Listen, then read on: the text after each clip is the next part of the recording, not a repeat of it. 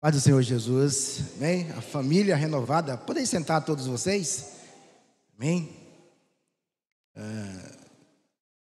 Dirijo a família porque, de fato, me considero e estou em família. Estar nessa igreja é estar em casa e também junto com minha família, né? Tem a minha esposa que está aqui, sem os meninos, né? Mas tem a minha mãe, tem a minha sogra, tem uma irmã, tem o tio, a tia, sobrinhos, né? Vizinhos. E vou parar por aqui, né? Porque é muita gente. Mas louvo a Deus pela vida do pastor Walter, da irmã Gessilene, né? por esse honroso convite, né? A alegria de ter aqui o pastor Pablo com a sua família, né? Tomara que amanhã eu consiga estar aqui para ouvi-lo também ministrar. Querida igreja, irmãos em Cristo, nós temos um tema para falar nessa noite, mas eu pensando que hoje é apenas o primeiro dia do final de semana, né? E tem muita coisa ainda para acontecer até o dia 2 de novembro. Eu vou tentar ser um pouco mais breve, porque geralmente quem fala que vai ser breve não consegue ser breve, né? Todavia, irmãos e irmãs, eu sei que precisa poupar as forças um pouquinho, né? Para estar bem animado, bem forte. Nós vamos falar sobre as marcas espirituais da igreja que cresce. Amém? E que assunto interessante. Eu falar aqui igual o apóstolo Paulo em Troade, ainda vai sobrar assunto para falar depois. Mas vou me ater a um texto e, através desse texto, pensar junto com os irmãos sobre estas marcas, estas virtudes da igreja que cresce. Amém? O livro é de Atos dos Apóstolos. Livro de Atos dos Apóstolos, capítulo 6. Pode permanecer sentado aí com a sua Bíblia aberta, né? À luz desse texto. Eu sei que o Espírito Santo, ele fala muito mais que eu. Amém? Eu até peço que o Espírito Santo fale aquilo que eu não consegui falar, para completar, né? Na nossa mente, no nosso coração, tudo quanto é um propósito do Senhor ministrar em nós também nessa noite. Glória a Deus. Tem uma versão aqui, mas a minha vai ser um pouco diferente. Algum tempo depois, Jesus partiu para outro. Não pode ser tão diferente assim também, né? Então deixa eu encontrar aqui Atos dos Apóstolos, porque eu estou no Evangelho de São João. Agora sim, naqueles dias, crescendo o número de discípulos, os judeus de fala grega, entre eles, queixaram-se dos judeus de fala hebraica, porque as suas viúvas estavam sendo esquecidas na distribuição diária de alimento. Por isso os 12 reuniram todos os discípulos e disseram: não é certo negligenciarmos o ministério da palavra de Deus, a fim de servir às mesas. Irmãos, escolham entre vós 7 homens de bom testemunho, cheios do Espírito e de sabedoria. Passaremos a eles essa tarefa e nos dedicaremos ao ministério. Nos dedicaremos à oração e ao ministério da palavra. Tal proposta agradou a todos. Escolhei entre vós, versículo 5. Tal proposta agradou a todos. Então escolheram Estevão, homem cheio do Espírito Santo, além de Filipe, Procorro, Nicamor, Timor, Pármenas e Nicolau, um convertido ao judaísmo, proveniente de Antioquia. Apresentaram esses homens aos apóstolos, os quais oraram e lhes impuseram as mãos. Assim, a palavra de Deus se espalhava. Crescia rapidamente o número de discípulos em Jerusalém. Também um grande número de sacerdotes obedecia à fé. Amém? Me ajuda aqui com o versículo de número 5. Versículo de número 5. Eu quero fazer olhar um pouco isso. E este parecer contentou a toda a multidão. Amém? Era essa a observação. Muito obrigado. Nós atentamos para esse texto, para a realidade da igreja de Jerusalém. É importante nós também termos em mente que esta igreja da qual nós estamos lendo, se referindo, era uma igreja que estava vivendo o avivamento de Atos 2, que acontece ali em Jerusalém. Ele continua dando frutos, decorrente de todo aquele acontecimento. Naturalmente, aquele avivamento teve um fim, pois todos os avivamentos da história, eles tiveram um fim, embora deixam um marco, um legado, né? E hoje nós já ouvimos falar, né, da reforma protestante. Nós não conseguimos nos esquecer do avivamento, ou de alguns avivamentos das décadas de 60 e 70. Somos frutos desse avivamento, a Igreja Presbiteriana Renovada. Aquele avivamento passa, mas a igreja ficou, né? Nós ficamos, chegou até nós. E ao domingo, né, anteriores, que fora celebrado o dia da Mispa, e no dia da Mispa eu gosto muito de lembrar que o propósito de nascer a Mispa foi justamente para evangelizar a Bahia. Pastor Altair Linhares, ele, né, foi o fundador, idealizador da Mispa. O alvo primário era evangelizar a Bahia. E embora a Mispa hoje já chegou até do outro lado do mundo, mas começou aqui, começou conosco, e nós somos abençoados pela Mispa, né? Por pessoas que no coração nasceu a Mispa e o projeto de missões. E nós estamos em um tempo tão propício para um avivamento, é um tempo tão ideal para um avivamento, para que as missões, a Mispa, consiga, né, expandir.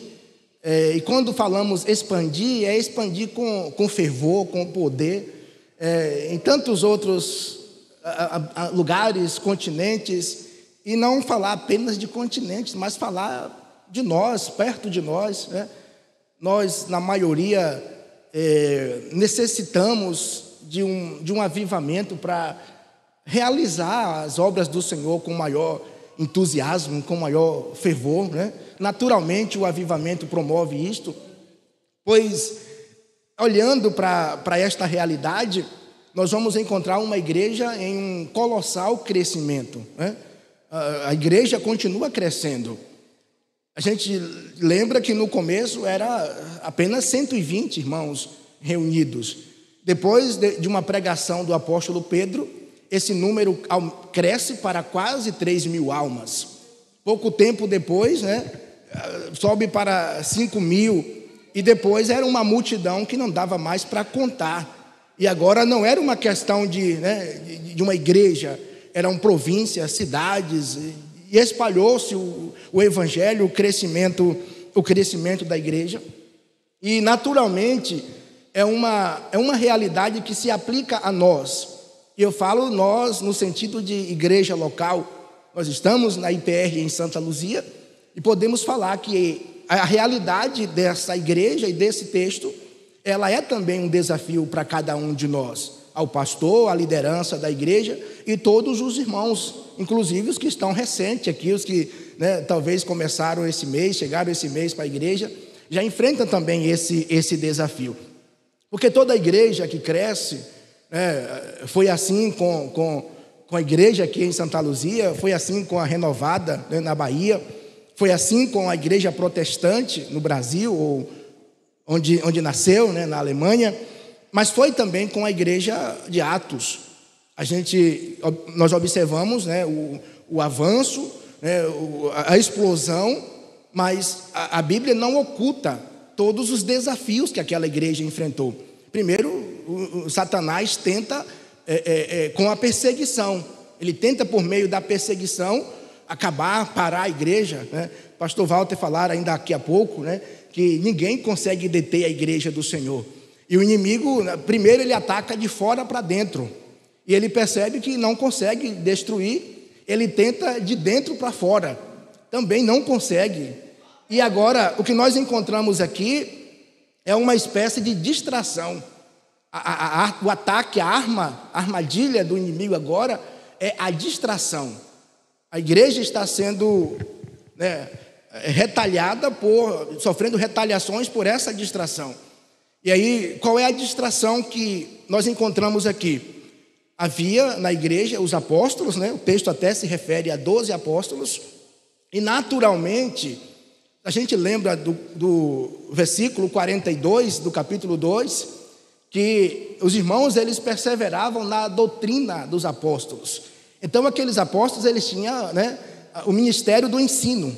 A função deles era pregar, era ensinar. Mas a gente vai encontrar que eles estavam ocupados servindo as mesas.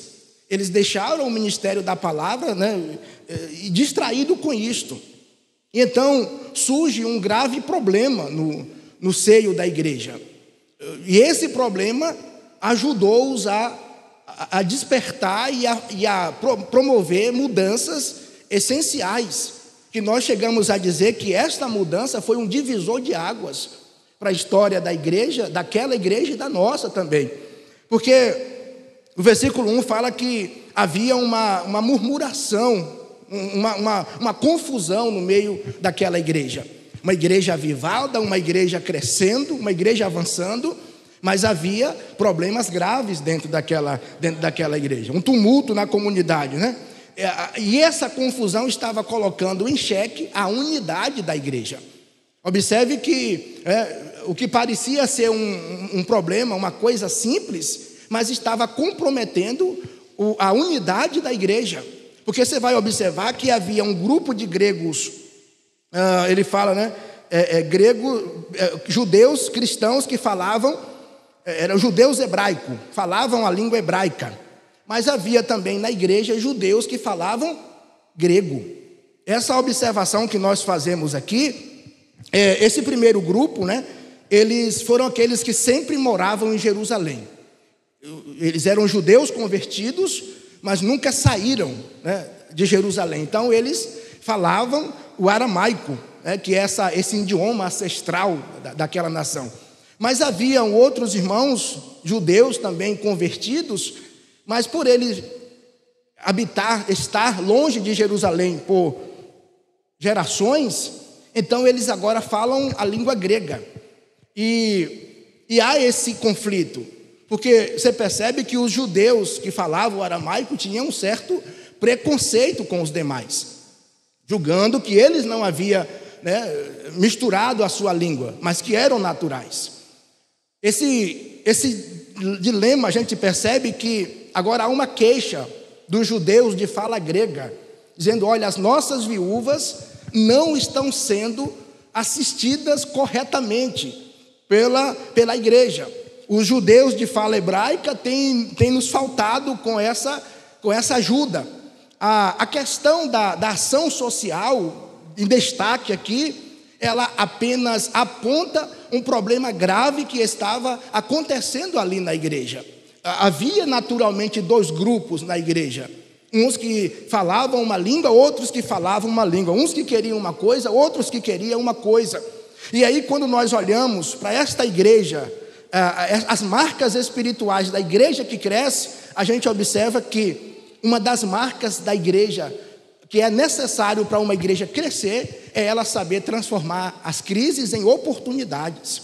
Porque aqui nós vamos encontrar uma igreja enfrentando uma séria crise. Além de haver esses murmurinhos, essas dificuldades de unidade, havia os apóstolos que estavam encarregados de cuidar da mesa. encarregado de tomar essa decisão de servir, de acompanhar quem estava chegando. Agora imagine-se o tanto, né, de pessoas necessitadas de ajuda. E esses apóstolos naturalmente sobrecarregados. Os apóstolos sobrecarregados. Porque além de todo o cuidado e o zelo, né, ministerial, ortodoxo, eles ainda precisavam estar se preocupando com quem comia, com quem deixava de comer, né, de que raça veio, de que lugar veio. E isso naturalmente cria um grande caos, um grande problema da igreja. E aqueles apóstolos, aqueles irmãos, eles identificam esses problemas e eles encontram uma solução. Eles vão ao cerne do problema e também buscam resolver. Eles agem de maneira, eles vêm de encontro às queixas do povo. Eu observo interessante nisso, que os apóstolos, eles olham para essa questão.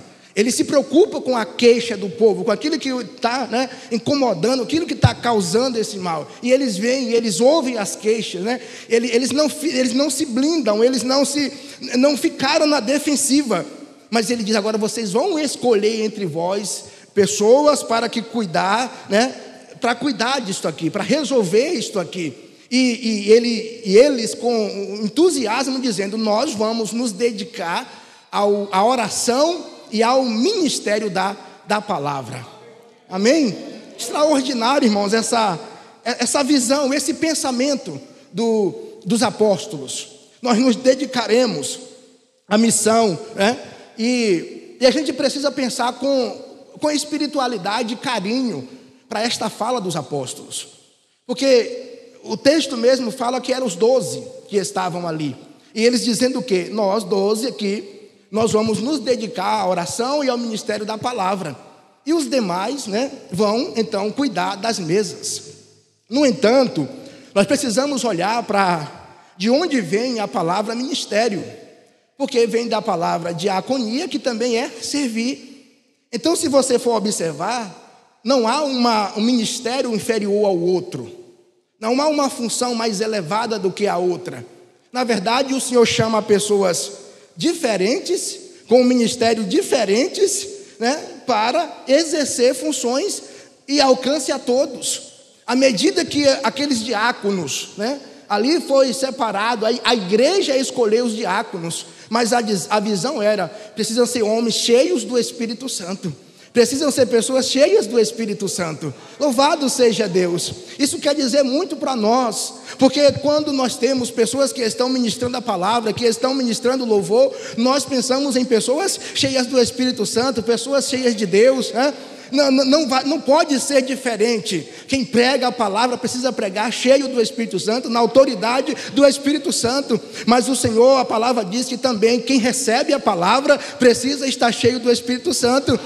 Quem não prega a palavra ainda também deve se encher do Espírito Santo. O irmão que está ali na porta, sentado na cadeira, é um homem cheio do Espírito Santo. Você encontrar pessoas aí fora do templo aqui, né, dessa reunião aqui, a palavra do Senhor diz que eles e elas devem ser pessoas cheias do Espírito Santo. Louvado seja Deus, para que venha exercer um ministério na igreja. A função que você exerce na igreja, ela não é inferior aos demais, ela não tem um peso menor, mas nós estamos falando de foco, né? de dedicação. Ele disse: nós precisamos de fato nos dedicar ao ministério, à oração e ao ministério da palavra. Mas de fato nós encontramos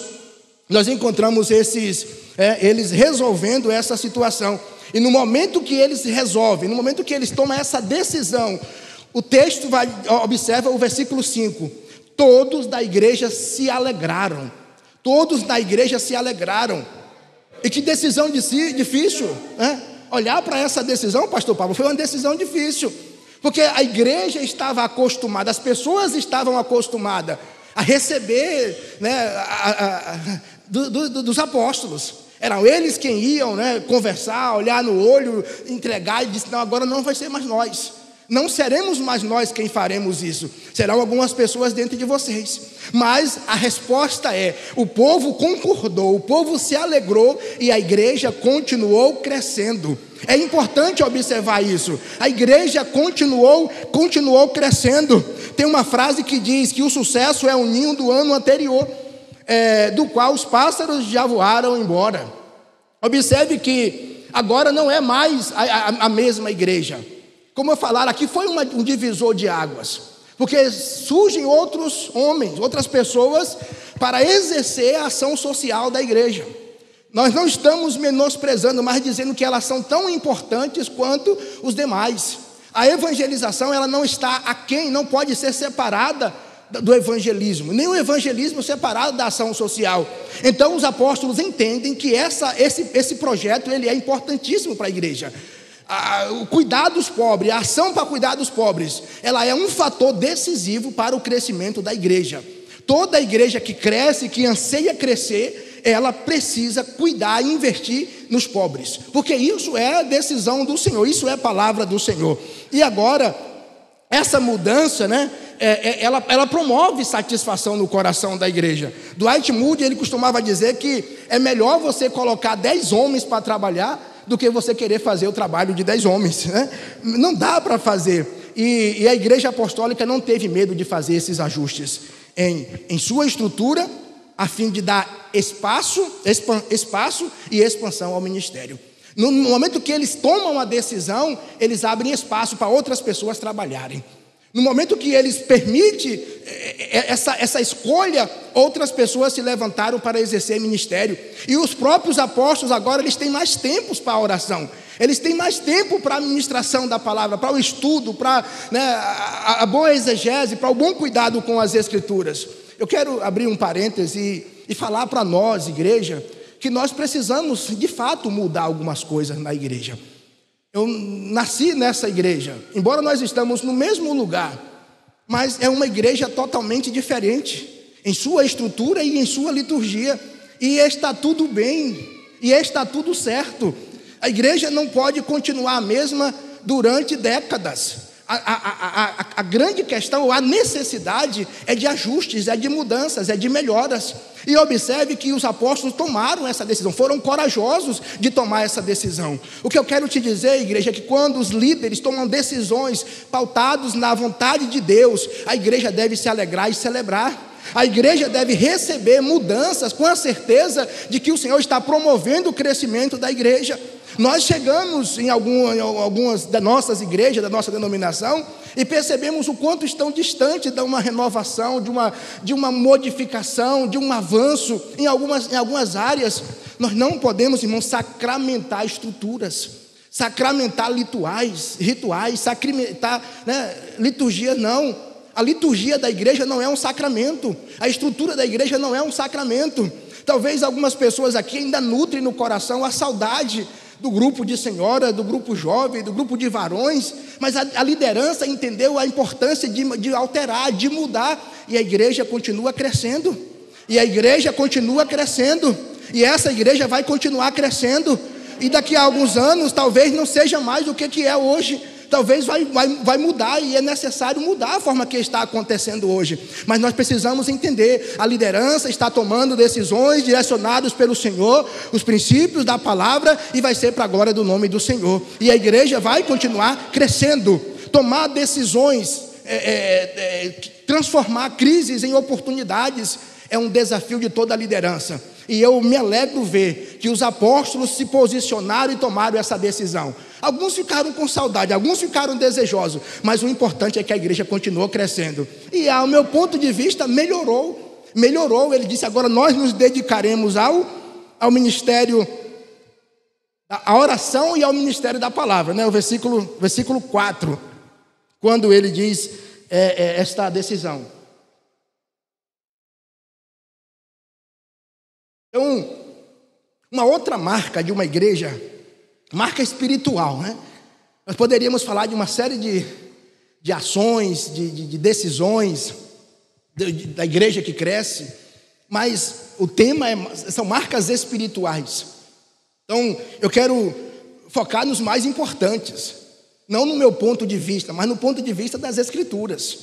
Nós podemos falar de marcas de uma igreja que cresce, é uma igreja de oração. Uma igreja que tem um ambiente de oração. É uma igreja que tem compromisso com a oração. E é um momento oportuno de fazer um apelo na condição de pastor. Eu não frequento as reuniões de oração desta igreja. Eu não sou assíduo ao culto de oração ou ao culto matutino. Mas tem uma frase de Hernando Dias Lopes, um pastor presbiteriano. Ele fala que as reuniões de oração da igreja estão na UTI. Está respirando por aparelhos. Ou seja, não vem quase ninguém. As pessoas querem muita coisa, as pessoas anseiam por muita coisa, menos pelos cultos de oração, menos pelas reuniões de oração. Mas nós não vamos esquecer nunca, absolutamente, de que são essas reuniões de oração que pulsa, que é o pulmão, que faz a igreja crescer, que faz a igreja caminhar, que faz a igreja andar. Igreja do Senhor, entenda uma coisa: essa igreja poderia ter tudo, essa igreja poderia ter muito mais coisas do que o que tem, ser mais poderosa do que o que tem. Foi ontem o pastor Walter falando do terreno que vai ser construído, a congregação. Se essa igreja tivesse outras 10 congregações, mas se não tivesse um ambiente de oração, ela não estaria agradando ao Senhor, ela não estaria glorificando ao Senhor e andando nos caminhos dos princípios e métodos do Senhor. O método do Senhor Jesus é a igreja em oração. O método do Senhor Jesus é a igreja em oração, é a igreja que ora, é o povo que vem para a oração, é um povo que luta para vir para a oração. Uma coisa que eu às vezes costumo repetir na igreja é: não venha para a reunião de oração quando você sentir vontade. Nós temos oração matutina, mas a gente dificilmente você vai amanhecer animado para vir para a oração, para correr para a oração, né? Quem é que amanhece aí e diz: eita, glória a Deus, hoje tem oração matutina, já estou animado para ir? Não vai. Na maioria das vezes nós vamos lutando contra nós mesmos. O corpo não quer ir, a cabeça não quer ir, não dá para ir, hoje não dá para ir, mas nós vamos. Nós oramos, nós oramos. Mas eu fui lá, não senti a presença de Deus. Eu fui lá, o fogo não caiu, eu não falei em línguas, mas você intercedeu, você orou, você fez parte de um projeto. Eu ouço o pastor Walter falando com tanta alegria, desculpe a expressão, mas com orgulho. São 25 anos de oração matutina. 25 anos. Eu vou falar com orgulho, pastor Walter, eu fiz parte dessa história. Eu vinha para as orações matutinas. Trouxe muitas vezes Anne na garupa da bicicleta para vir para a oração matutina. E depois a gente ia trabalhar. Mas cada momento de oração nós fazíamos parte de uma agenda. Nós fechávamos uma semana, nós fechávamos um mês, nós fechamos um ano. E lá se vão 25 anos de oração e crescimento. Nós precisamos olhar para a importância da oração. A igreja cultiva um ambiente de oração fervorosa. Vou repetir o que o pastor Walter falou aqui, porque essa é uma fala minha também corriqueira. Recentemente, nós estamos orando, vamos para as reuniões de oração, e é meio que constrangedor, meio estranho, porque às vezes você não ouve alguém orando. Nós estamos numa reunião de oração, nós somos um povo pentecostal. Tem pentecostal aqui? Amém? Às vezes eu fico meio angustiado essa expressão. Nós estamos na reunião de oração, você não ouve outra coisa senão o som das muriçocas voando ali, né? Lá de vez em quando aparece um morcego, e a gente ouve mais o tatalá das asas do morcego do que os crentes orando. E aí quando termina a oração, gente, parece uma feira. Parece que aconteceu um milagre ali, os mudos começaram a falar. Gente, calma aí que vocês vão acordar os vizinhos. Mas na hora do pentecostal orar, né, vibrar, ele não faz isso. E a oração fervorosa, irmãos, é uma oração de todo o coração, de toda a sua alma. Ninguém vai dizer: olha, a oração fervorosa é aquela que você grita, que você começa a descer um líquido assim pela boca, né? E não é isso. Os atores fazem isto. Os atores vão lá e começam a falar em alta voz, palavras bonitas. Mas a oração fervorosa não é isto. É uma oração que sai da alma. É uma oração que sai do coração. E eu ouso a dizer que uma oração fervorosa a pessoa não vai continuar cochichando, pastor Walter. Uma oração fervorosa a pessoa não vai conseguir ficar pensando. Oração em pensamento, eu tenho até raiva dessa palavra. Gosto nem de falar isso, oração em pensamento. A gente precisa falar, a gente precisa clamar, a gente precisa interceder, a gente precisa se entregar na presença do Senhor. E o que os apóstolos, nós vamos nos dedicar à oração. Nós vamos nos dedicar à oração. E quando nós nos dedicamos à oração, nós precisamos realmente falar com Deus. Nós precisamos realmente falar com Deus. A oração é importante, irmão? Pergunta para o apóstolo Paulo se a oração é importante. Quando ele escreve aos Efésios, né? Ele disse, orai em todo o tempo. Orando em todo o tempo. Aos Colossenses ele diz o quê? Perseverai em oração. E aos Tessalonicenses, o que ele disse? Orai sem cessar. Orai em todo o tempo, perseverai em oração e orai sem cessar. Então a igreja contemporânea não precisa mais orar? Será que está certo as igrejas que não têm mais reunião de oração? Só se eles rasgaram essas páginas da Bíblia. Porque se é igreja bíblica, naturalmente tem reunião de oração, né? E tem um pastor aqui de volta e meia cobrando e dizendo para você, se desperta, acorda, né? Toma jeito, vem orar, vai orar. Porque isto são marcas de uma igreja que cresce. Amém? O Espírito Santo, irmãos, ele agirá em resposta às orações. O Espírito Santo agirá em resposta às orações. Continue orando, não pare de orar não, não pare de orar não. Amém? Volte a orar, volte a orar. Tem pessoas aqui que estão precisando ouvir isso, ó. Volte a frequentar a oração matutina, volte a frequentar a reunião de oração. Você é importante na reunião de oração. O seu clamor faz uma diferença na reunião de oração, né? É importante. Às vezes a gente vai visitar uma igreja. Recentemente eu fui numa festa numa igreja, e a direção da igreja não me apresentou lá, né? O pastor Genival, da igreja presbiteriana renovada, não falaram. O pessoal da igreja saiu de lá nervoso. Ele nem apresentou o meu pastor, nem falaram do meu pastor, né? Você quer ser importante num culto? Vai para a reunião de oração, né? Você vai ser destaque, você vai ser visto, né? Lugar de reconhecimento é no necrotério, mas no culto de oração você vai ser reconhecido. Você vai ser notório, porque é pouca gente. Vem para o culto de oração que você vai fazer a diferença. Não tem competição, não tem disputa, né? É uma bênção o culto de oração, é uma maravilha. Então, a igreja que cresce, irmão, as marcas espirituais, é uma igreja que tem a habilidade de transformar crise em oportunidades. É uma igreja que tem um ambiente de oração. E terceiro e último ponto, é uma igreja que tem firmeza doutrinária. Firmeza doutrinária. Porque os apóstolos, eles não fogem da regra, né? Lá em Atos 2, eles perseveravam na doutrina dos apóstolos, né? Tem ali toda aquela...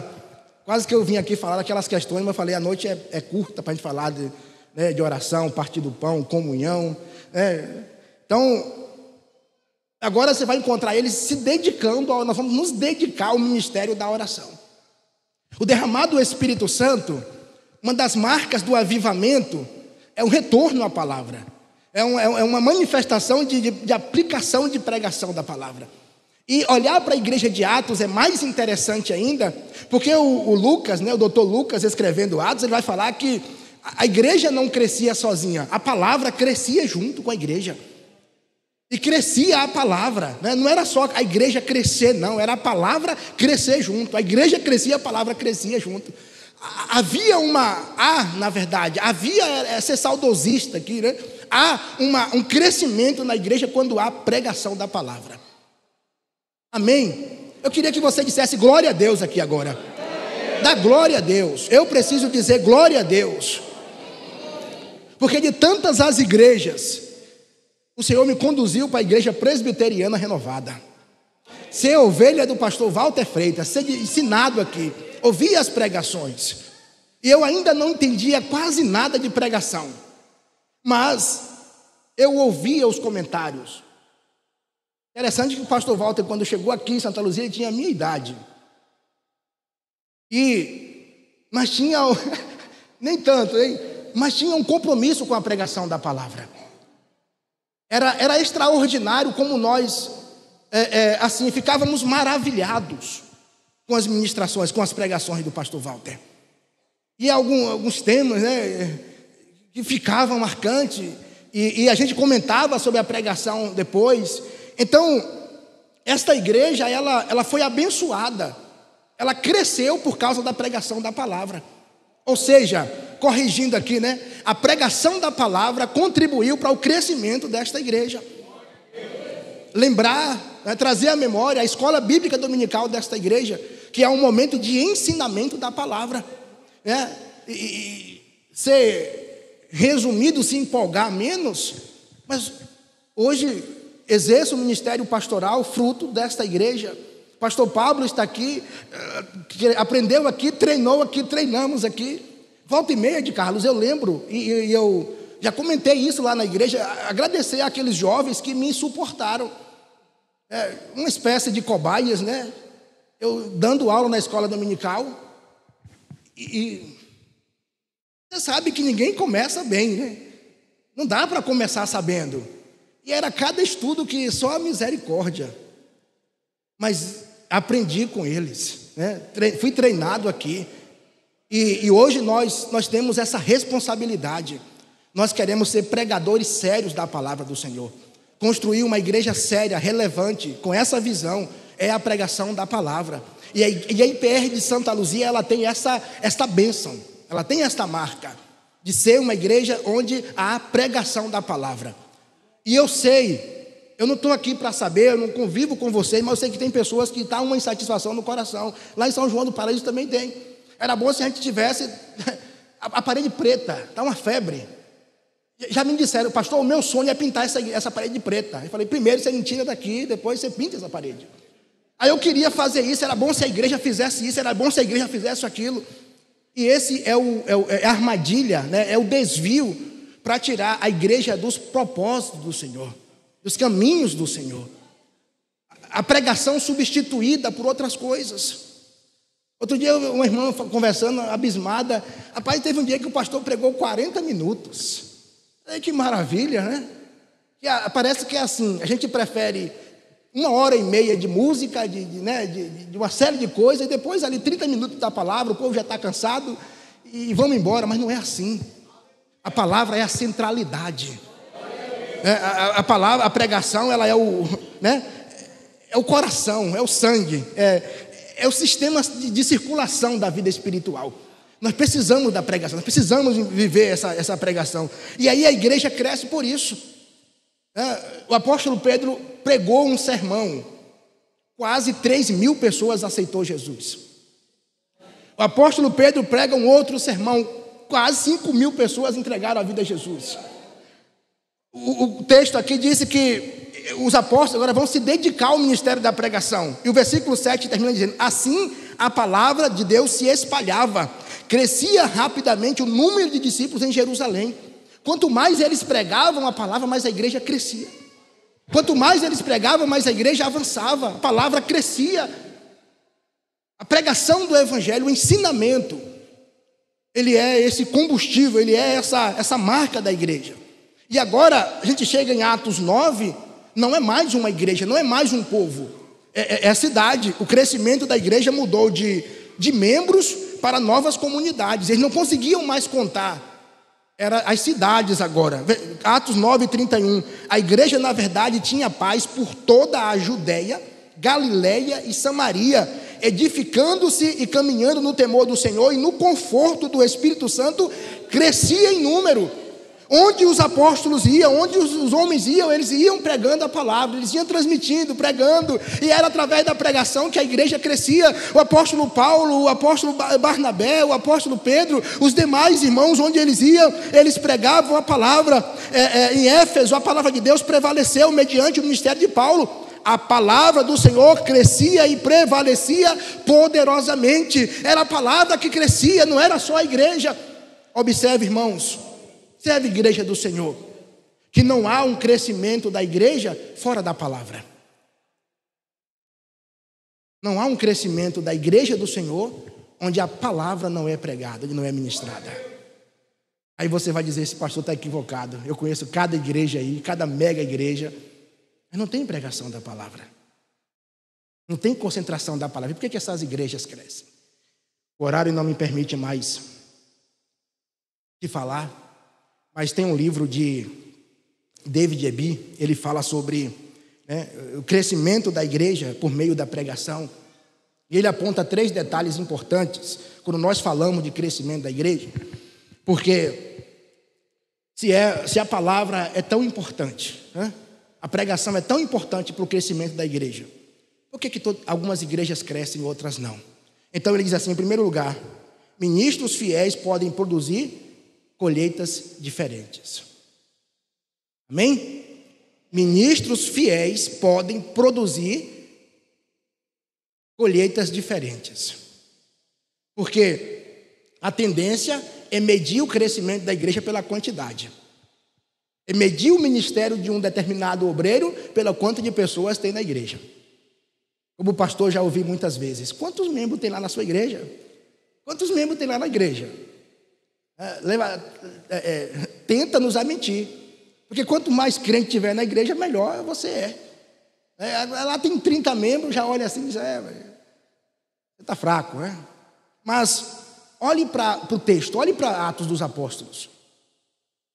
Pedro faz uma pregação que houve 5.000 decisões. Mas houve igrejas que começou com uma pessoa. A palavra sendo pregada só tinha uma família. A gente olhar para algumas, né, que não era assim esse crescimento extraordinário. Jerusalém era milhares de membros. Os apóstolos pregando em Jerusalém, milhares de membros. Os apóstolos vão pregar em outro lugar, em Cesareia, por exemplo, só tinha uma família. Foi lá um apóstolo, pregou a palavra e só uma família ficou na igreja. Em Chipre, um crente só. Icônio, Derbe, Corinto, Éfeso, né? Tem uma outra Bereia. As igrejas grandonas. Os apóstolos pregavam e a igreja era enorme. Então, são os mesmos pregadores fiéis, mas uma colheita diferente. Segundo, Deus é soberano no que se diz respeito ao crescimento da igreja. Deus é soberano. Às vezes, uma igreja séria, com uma pregação séria, um crescimento pequeno, um crescimento retardado ou nenhum crescimento. Nós entendemos que o Senhor, Ele é soberano no crescimento da igreja. Ele é soberano. E o terceiro lugar, o tamanho e o índice de crescimento da igreja variam muito. Por quê? Tem lugares que há uma pregação séria, a igreja cresce e tem muita gente. Outros lugares tem pregação séria e o pastor tem problema. A igreja tem problema por pregar sério. Você discorda de mim? Não tem como. Tem como sim você discordar de mim. Você não consegue discordar da palavra. Amém? Porque nós temos Atos 3, que Pedro, né? É Pedro quem prega.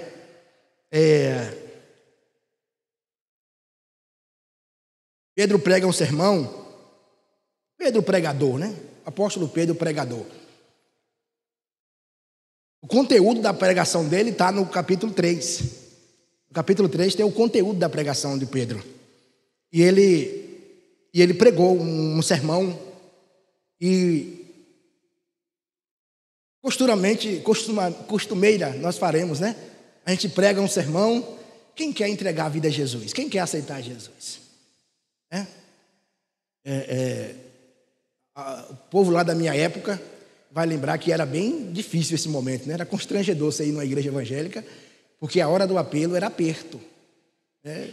Sai do seu lugar aí, fala com ele. Cuidado quando você sair daqui, você não sabe. E nós estamos assim. Olha que fenômeno. Pedro termina de pregar o sermão. O apóstolo Pedro termina de pregar o sermão. A igreja é quem levanta a mão. Nós queremos Jesus. Nós queremos Jesus, né? O que nós vamos fazer então, Pedro? Não é Pedro que está perguntando, é o povo que está perguntando para Pedro. Nós queremos mudar, nós queremos Cristo, nós queremos a transformação. Mas esse mesmo texto diz que quando o sacerdote ouviram a pregação, mandaram prender ele. O mesmo pregador, a mesma mensagem, mas uns aceitaram, outros queriam prendê-lo, outros queriam matar, porque eles estavam pregando o evangelho, estavam pregando a palavra. Eu vou concluir dizendo, irmãos, que o crescimento da igreja ele não pode ser alcançado às custas da infidelidade à palavra, às escrituras. A verdade não pode ser sacrificada para atrair pessoas para a igreja. Jesus não mudou seus métodos quando as pessoas o abandonaram, né? Jesus não mudou a tática. As pessoas foram embora, ele continuou sendo ele. A palavra continua a mesma. O escritor aos Hebreus diz que Jesus é o mesmo ontem, hoje e sempre, e eternamente vai ser daqui da frente, né? Jesus não mudou seus métodos ou sua mensagem. A porta do céu é estreita, o caminho para o céu é estreito. Sem arrependimento e fé, um novo nascimento realizado pelo Espírito Santo, ninguém pode ver o reino de Deus. O crescimento da igreja é claramente uma expressão da vontade divina. Mas os números não bastam, precisamos usar a palavra de Deus, os princípios e os métodos e o poder de Deus para guiar a igreja ao crescimento. Precisamos usar a palavra de Deus, os princípios de Deus, os métodos de Deus e o poder de Deus para guiar as igrejas ao crescimento, em nome do Senhor Jesus. Amém? Vamos orar nesse momento. Continue sentado em nome de Jesus. Deus Pai Todo-Poderoso, nós glorificamos o seu nome aqui nesta noite, nós bendizemos o seu nome aqui nessa noite, por causa da sua palavra. Deus, o Senhor nos faz ver, o Senhor nos alegra por uma igreja em franco, em colossal crescimento. A IPR em Santa Luzia é uma igreja que durante a sua história sempre experimentou crescimento, sempre experimentará esse crescimento genuíno e saudável. É uma igreja edificada com os métodos de Deus, com o poder de Deus, com a palavra do Senhor. Pessoas são instruídas na palavra, aqueles que se firmam, aqueles que se entregam ao Senhor, se entregam na convicção, na certeza de que estão sendo instruídos pela palavra. Nós temos o mais importante aqui, nós temos uma igreja que ora, nós temos uma igreja que zela e que persevera em oração, nós temos uma igreja comprometida com a palavra, com a pregação séria, com a pregação poderosa, com a oração fervorosa. Sim, Senhor, pode faltar outras coisas, no coração de algumas pessoas pode desejar outras coisas, mas nós temos o principal, nós temos o mais importante, e eu sei que esta igreja continuará avançando, a igreja continuará crescendo, a palavra crescerá ainda mais, porque os jovens estão se despontando para a pregação do evangelho, as crianças estão sendo ensinadas e treinadas para pregarem o evangelho, e são esses métodos, meu Deus, são essas marcas que tornam esta igreja indescritível, inconfundível, em nome do Senhor Jesus. Eu oro, ó Deus, para que, aleluia, o poder de decisão, as escolhas direcionadas pelo Espírito Santo, as mudanças necessárias, produzam temor e alegria no coração da igreja, no coração do povo, porque são lideradas por homens sérios, homens de Deus, homens direcionados pelo Espírito Santo. Que haja, Deus, um ambiente de oração, mais pessoas de oração, mais intercessoras, mais intercessores, que os jovens também orem, que as crianças aprendam a orar, que a igreja viva esse contexto de uma oração bíblica, de uma oração fervorosa, mas que a tua palavra continue sendo pregada com autoridade, que a tua palavra continue sendo pregada com seriedade. Usa o teu filho, ó Deus, ministra no coração do pastor desta igreja as palavras, o sermão, a direção, em nome do Senhor Jesus. Os presbíteros, os diáconos, as diaconisas, as cooperadoras, os jovens, as mulheres, os irmãos, os membros, todos serem usados com uma pregação fiel, todos serem usados com uma pregação poderosa. Senhor dos exércitos, ainda que não tenha o dom da palavra, do conhecimento, ainda que não tenha o dom da palavra, mas que sejam usados para pregar, porque o Senhor, aleluia, Ele nos dá essa ordem: ide por todo mundo e pregai o evangelho, ide e pregai o evangelho, indo pregai o evangelho. O nosso compromisso é com a pregação do evangelho, e o evangelho é do Senhor Jesus. Nós não temos indicação, orientação, nós não temos ordenança para pregar outra coisa, para substituir o evangelho, para adulterar o evangelho. A nossa missão é com o evangelho do Senhor Jesus, como os apóstolos pregavam, como a igreja primitiva pregava, como a igreja reformada, a igreja protestante pregava, a igreja presbiteriana começou pregando, continua pregando e vai continuar pregando, porque essa igreja nasceu num contexto de avivamento, num contexto de transformação, de fervor e de bênçãos. Então, Senhor, nós nos alegramos pelo crescimento contínuo, pelo crescimento constante e pelo avanço da igreja presbiteriana renovada em Santa Luzia, na Bahia, no Brasil, na América e no universo, para a glória do nome do Senhor Jesus. Amém? Pastor Walter, Deus abençoe a todos em nome de Jesus. Que o Espírito Santo melhore aí em nós, né? Aquilo que ministramos, porque Ele é que é o poderoso.